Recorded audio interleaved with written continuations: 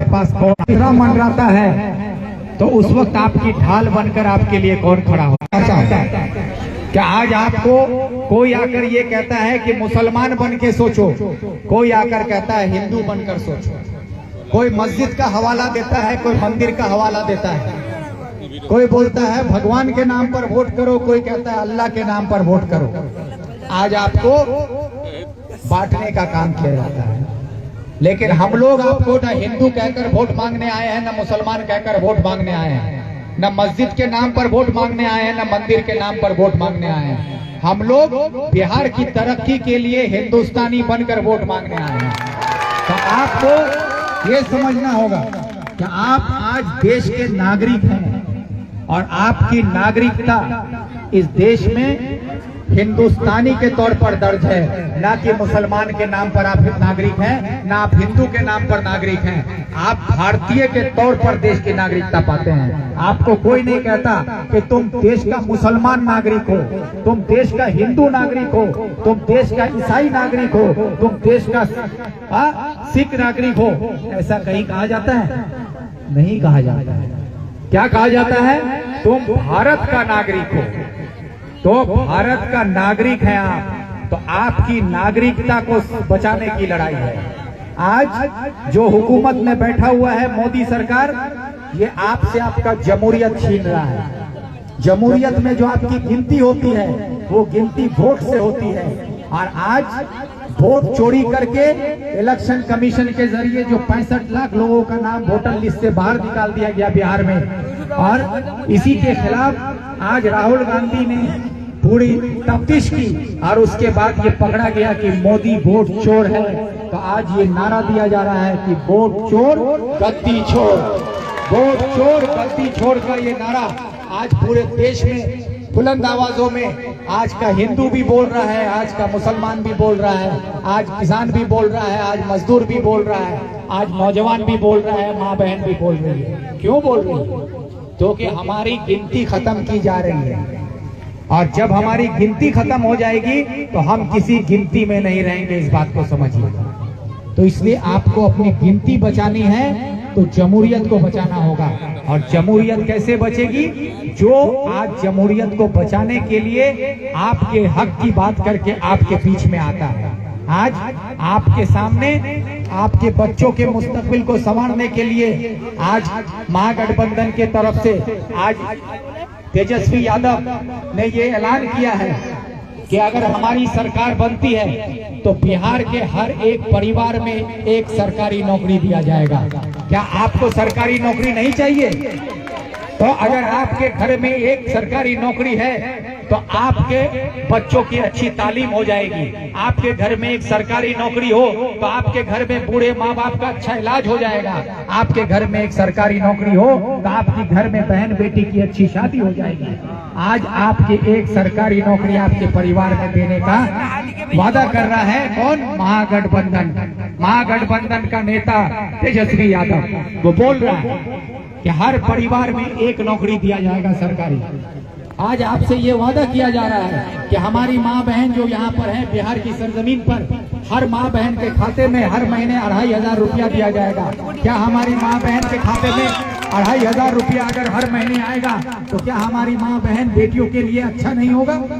जो माँ बहन आज जिसको आज हमारे बिहार से जो पलायन होता है, ये पलायन आज कहाँ जा रहा है? यहाँ का नौजवान रोजगार की तलाश में दिल्ली, पंजाब, हरियाणा, कर्नाटक, केरल, तमिलनाडु, महाराष्ट्र में जाकर रोजगार खोजता है। आज घर में वो बेटा पैसा भेजेगा, मेरा शौहर पैसा भेजेगा, मेरा बाप पैसा भेजेगा, इसके इंतजार में हमारी माँ बहन को बैठे रहना पड़ता है। अगर हर माँ के खाते में 2500 रुपया जाएगा तो हमारी माँ को कल अगर दवा की जरूरत हो तो उसको इंतजार नहीं करना पड़ेगा कि मेरा बेटा का पैसा कब आएगा, मेरा शौहर कब पैसा भेजेगा तो हम डॉक्टर दिखा पाएंगे। हमारी माँ बहन अपना इलाज अपने कर सकती है, अपने घर की छोटी मोटी जरूरतों को खुद पूरा कर सकती है। उनको इतनी ताकत देने के काम ये सरकार करना चाह रही है। तो क्या ये सरकार अगर आज हमारी माँ बहनों को 2500 रुपया देती है तो क्या ये हमारी माँ बहन को नहीं चाहिए? चाहिए। तो ये सरकार दे रही है, तो आपको 2500 रुपया देने की बात की जाए, उसके लिए सरकार बनाना आपका काम है। सरकार जो वादा कर रही है वो वादा पूरा करने के लिए उसको 5 साल देना आपकी जिम्मेदारी है। उसके हाथ में 5 साल आप दोगे तो 5 साल आपको 2500 रुपया सरकार देगी। आपके घर में रोजगार आएगा, हर घर में एक नौकरी आएगी, बच्चों को प्राइमरी स्कूल में तालीम मिलेगी, पढ़े लिखों को नौकरी मिलेगी, नौजवानों को रोजगार मिलेगा, महंगाई खत्म की जाएगी और इनके साथ भ्रष्टाचार को खत्म किया जाएगा। इन सब नारों के साथ हम लोग आपके पास आ रहे हैं, ना कि हम आपको यहाँ पर हिंदू बनाने आए हैं, ना आपको मुसलमान बनाने आए हैं। क्योंकि जो जिस मजहब को मानता है, जो इस्लाम का मानने वाला है, उसको मेरे मुसलमान बनाने की जरूरत नहीं है। हमने कलमा पढ़ा है, उसके लिए किसी और को कलमा पढ़ाने की जरूरत नहीं है। हमने कलमा पढ़ा है तो हम मुसलमान हैं, हम कलमा पे यकीन रखते हैं, तो हमको किसी से ये सुनने की जरूरत नहीं है कि तुम अगर किसकी वोट नहीं दोगे तो तुम फलाने की औलाद हो जाओगे। ये जो कहता है इसकी जरूरत नहीं है। तो इसलिए मैं आप लोगों से कहना चाहता हूँ कि आप अपने आप पर यकीन रखना सीखिए।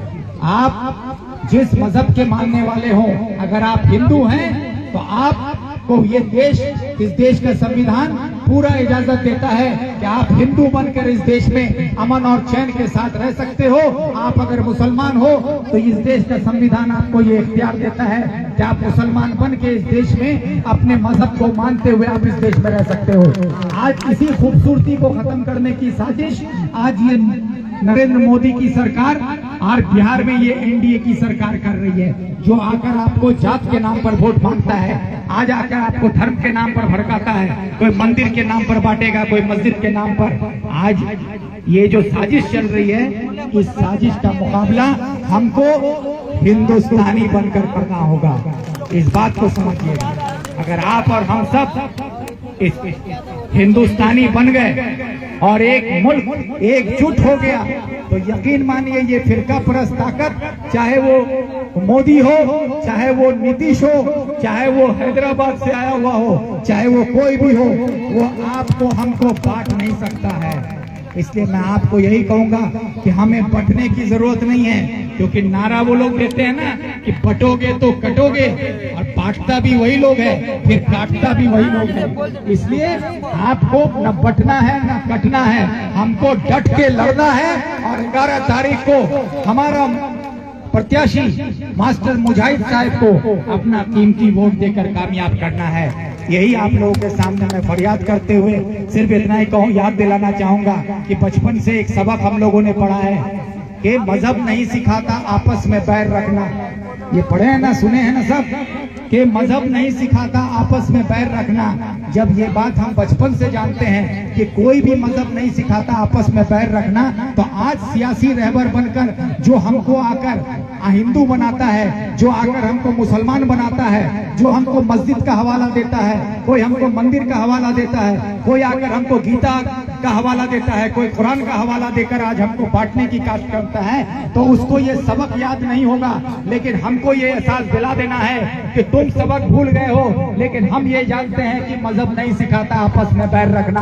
हम सब एक हैं और एकजुट होकर अपने इलाके के तरक्की के साथ साथ बिहार की तरक्की और उसके साथ मुल्क की तरक्की में अपना पहला कदम वोट की शक्ल में आगे बढ़ाते हुए हम बिहार को भी संवारेंगे और मुल्क को भी संवारेंगे, और ये अमन और शांति बिहार में भी लाएंगे, मुल्क में भी लाएंगे।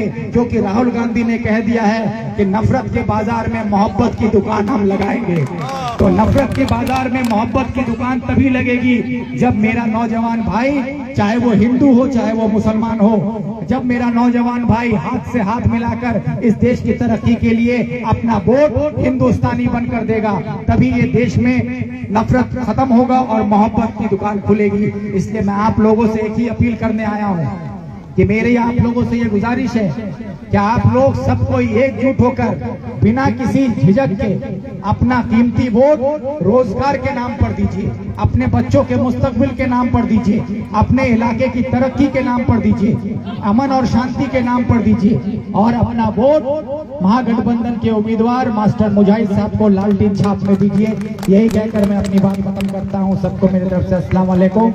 महागठबंधन जिंदाबाद। मास्टर मुजाहिद जिंदाबाद। अली इमरान विक्टर साहब जिंदाबाद जिंदाबाद।